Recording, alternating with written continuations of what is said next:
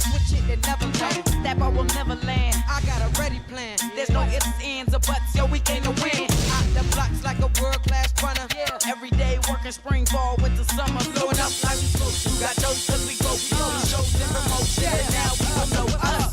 But the fame and fortune might pass. What's more important to me is that I'm having a blast. On my own destiny in the palm of my hands. Got a pen, paper, headphones, and then it's like I let the music take over, and when it takes over, the game is all rolled up. Assalamu alaikum.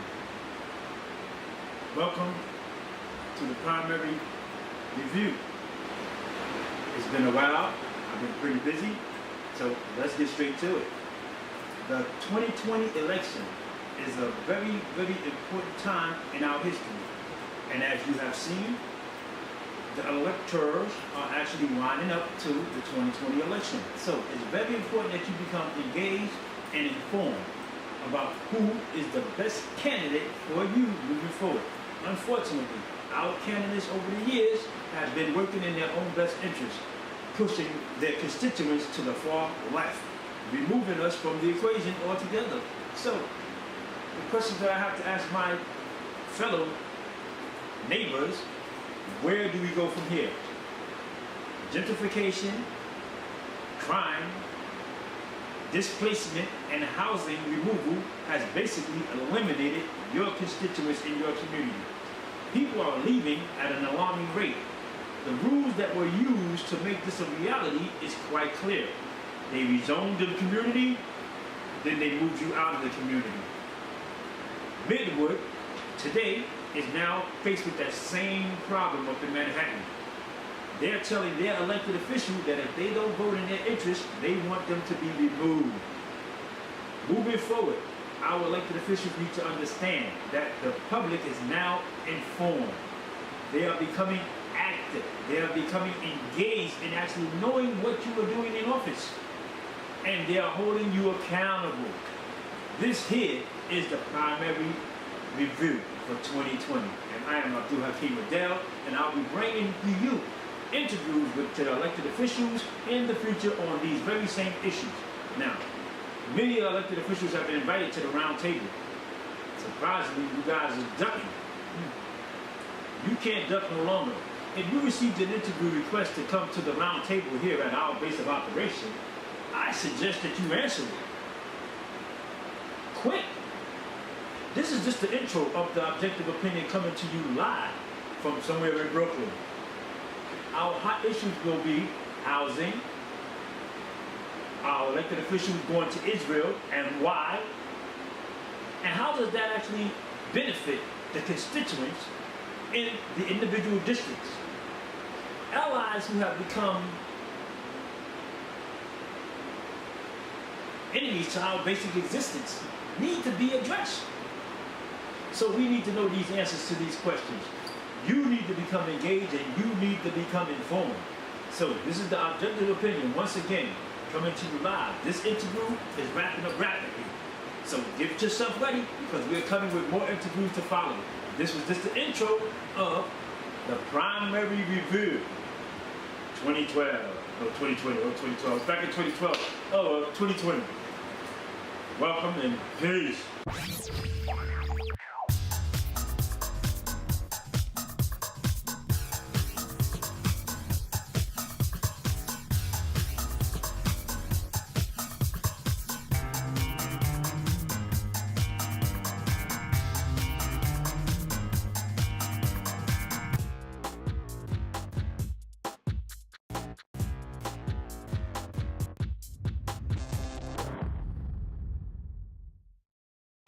Just to name a few, Public Advocate Letitia James is a powerful force and resounding voice.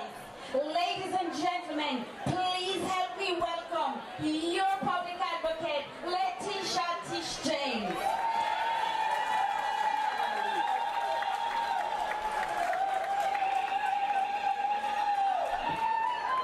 We're about to make history again. My name is Letitia James, the Public Advocate of the City of New York, and soon to be the next Attorney General of the State of New York. Make some noise, everybody! We're gonna march down Eastern Parkway and show some pride for Caribbean.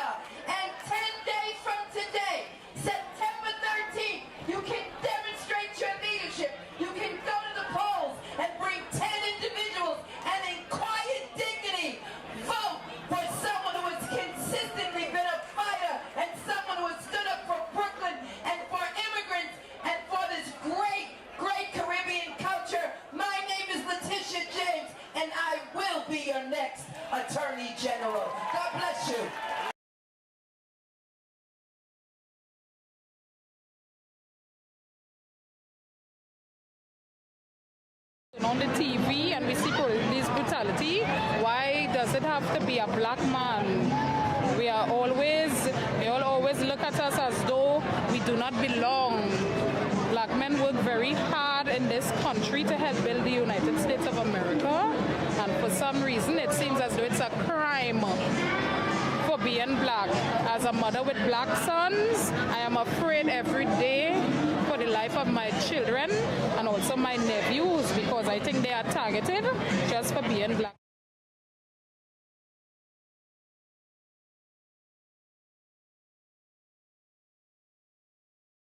Was shot in the back by the police just last week. I think that it was cruel, and it really shows that we're not a danger, because if you have to shoot us in the back and we're not paying attention, we're really not a danger to anyone. Both of you here. Yes. You're right, we made history one time before. Yes. Now you're about to spin that world one more time and do it again. That's right. Now in the process of doing that again, you need to tell your constituents what they need to do. They need to come out and vote on September 13th and make history once again. Letitia James for Attorney General. Whether we're watching him on CNN in fierce defense of human rights and social justice, stand up to Donald or Trump. walking around As in our always, the objective communities opinion brings you the truth. The two of you still got to have in-house There's no doubt interviews. that he's So a don't think y'all powerful getting away. advocate on I'm going to speak up on you again. Well, let's elect Tish first, then we'll come in. Peace. This is the objective opinion. And I got Bob Lee. Oh, now, man. Bob Lee was the only one that listened when I told him about the 2016 election. Now we're going into the primary, which is next Thursday. Thursday, you need to go out to the polls and vote. But not only about the primary, you need to understand the general election, which is 2020. That's the 20th, how many centuries? 20th century? It's important. It's important. You know, I was out in Washington with the youth movement, and they mentioned, they got on stage and talked about REV, R-E-V, register, educate, and vote. Register, educate, and vote. Register, you got to be registered to be in it, to win it, and then you got to educate, tell other people, find out about the issues. You know, what are you voting for? I mean, do the issues line up with your way of life and your way of thinking? Find out about the issues, and then get out there, vote, pull a lever, press some buttons. That's Bob Lee, WBLS, ladies and gentlemen. And this is the objective opinion, and I always bring you the best and the truth. Peace. Wait. Why are you walking? While we walk. How you been, man? I'm good. How you? It's been quite some time since I've seen you. Yes, sir. How you been? I'm hanging in there. Happy Parade Day. Yeah, it's a blessing. Hey, I did our Juve last night. Juve, we're Yes. feeling really good about. Juve, Okay. you know, we made a lot of changes, but with the community to come up with a way to celebrate that's safe for everyone and honors the heritage, honors the culture. Okay. And we talked about the other day, people of New York City, even if they don't happen to come from Caribbean culture, they should understand how important Juve is and what a representation of centuries of culture it is, but we have to do it in a safe way, and I think we found a way now. Thank you. I got to commend you on that because I was there and the security was tight. Amen. That's this de Thank you. Blasio. Peace. Thank you.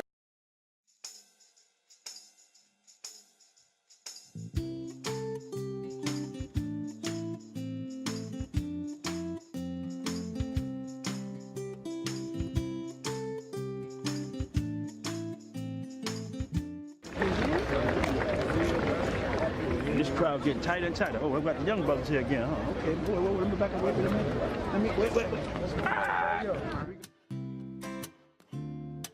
They're surveying all New Yorkers, and one of the issues is in regards to police reform. And so I urge all of you to either go to Canal and Barrett or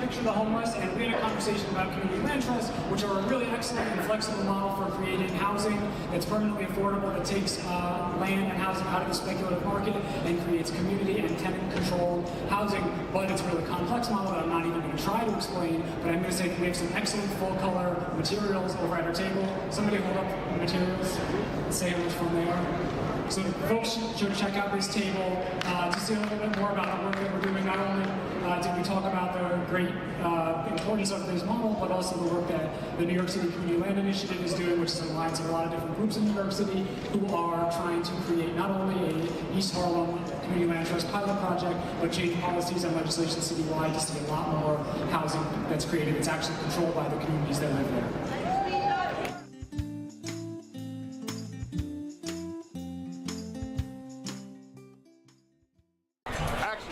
Okay, good morning. We're back here with Mr. Diaz, the new DA, Eric Gonzalez. Eric Gonzalez. Let's stop for a long. Eric Gonzalez. I said Diaz. You hear this crap? DA. Eric Gonzalez. Now listen, Kent Thomas left him in charge. And we need to know from our perspective exactly where is he going to take the district attorney's office after Kent Thomas took it and ran with it to another level in our community because questions have ran rapidly. So we want to hear from the man himself where he's going to take our future with the district attorney.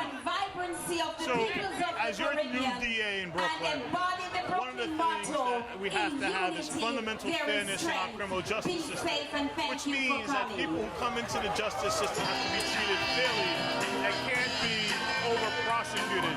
One of the commitments that I have as going into office is to make sure that we reduce the number of people we send to prison. Holding people accountable is not about punishing them. It's about making sure they don't commit crime, they don't hurt anyone.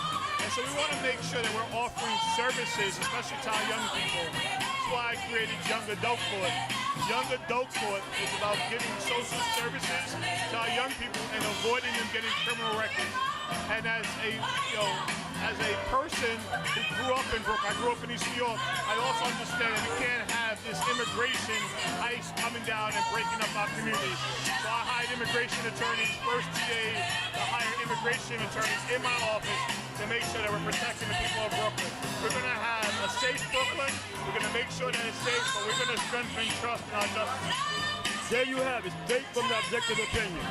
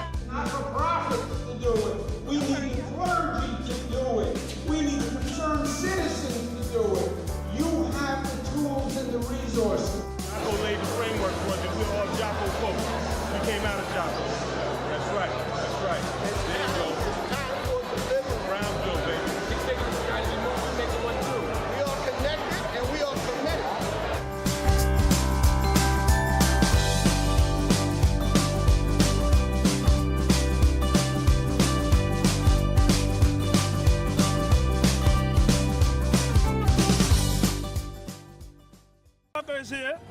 It's been a long time since we had another conversation, Parker. Yes. Now I need to know what you've been doing. Okay. Where we going in the future? We got a whole lot of issues on the table since the last time we spoke. I think it was 3 years ago? Probably. Okay, so where are we going now? Well, first of all, you know, I represent the 21st District here in Brooklyn, which is Flatbush and East Flatbush, Midwood, Ditmas Park, Windsor Terrace, and Park Slope.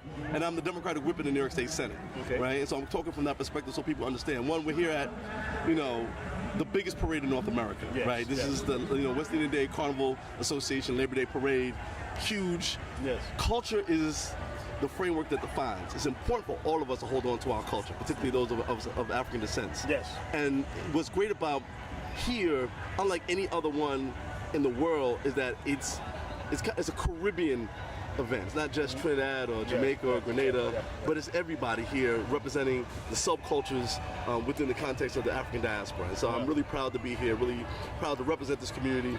Half the parade is in my district, and so this is just a big day, and congratulations to Watica and everybody who's been involved. Now, real quick question. Immigration laws, there's a constant attack on immigration. What are y'all doing about this up in the Senate?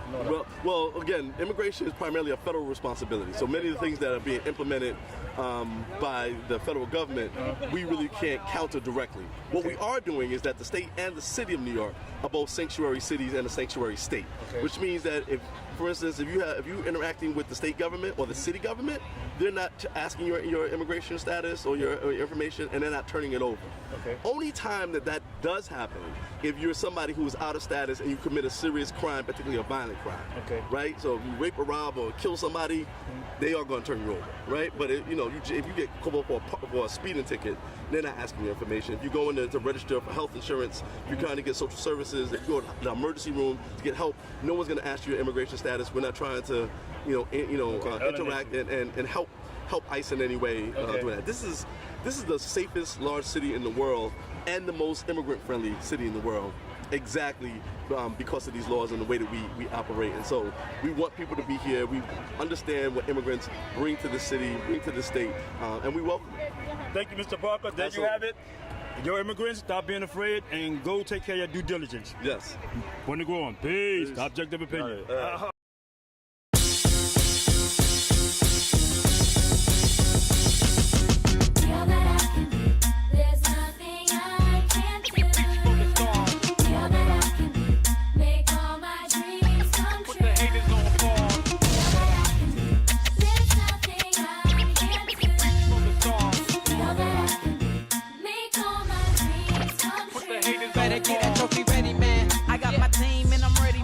Take your bitch, watch me switch it and never land. That ball will never land. I got a ready plan. There's no ifs, ands, or buts, yo, we came to win. Out the blocks like a world-class runner. Every day working spring, fall, winter, summer. Blowing up like we supposed to. Got those cause we go through shows and promotion. And now we don't know us. But the fame and fortune might pass. What's more important to me is that I'm having a blast. On my own destiny in the palm of my hands. Got a pen